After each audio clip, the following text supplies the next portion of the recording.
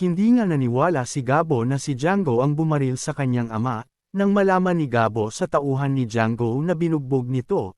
Dahil sa galit nito at gustong makapaghigante kay Django, isinumbong nga nito kay Gabo na si Django daw ang tunay na bumaril kay Mang Rudy. Nagulat naman si Gabo sa kanyang nalaman, kaya naman sa galit ni Gabo ay agad itong sumugod sa teritoryo ni na Django. Kahit pa mapanganib ay hindi nagdalawang isip si Gabo na kumprontahin si Django, at nang tanungin ni Gabo si Django kung totoo na siya ang bumaril sa kanyang ama.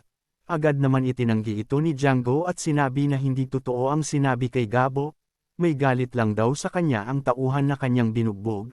Kaya naman sinabi ni Bong at Tekla na baka daw hindi talaga si Django ang gumawa sa ama ni Gabo. Dahil didiretso daw agad ito kay Gabo kung maghihigante si Django. Naniwala naman sina Gabo na hindi si Django ang bumaril sa kanyang ama. Kaya nanganganib ngayon ang buhay ni Mang Rudy.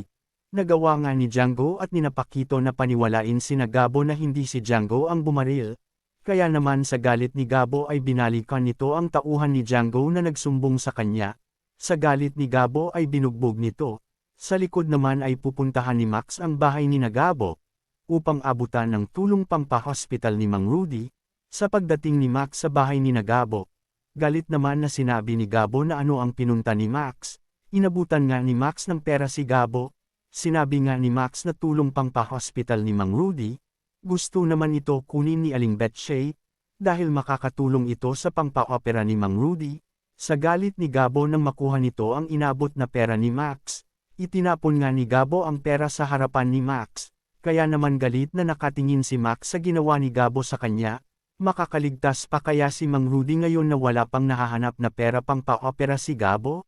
Sa likod naman ay sinisiraan ni Pia si Sam, dahil hindi nga nito gusto si Sam at gusto nito na si Sebastian ang maging leader.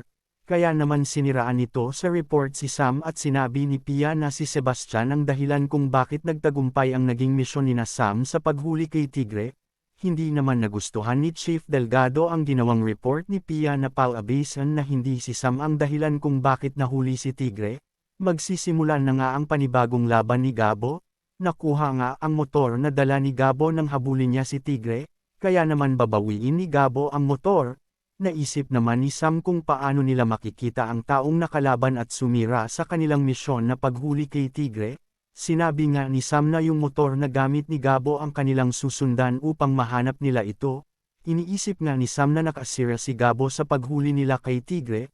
Hindi niya matanggap na si Gabo ang dahilan kung bakit sila nagtagumpay na mahuli si Tigre.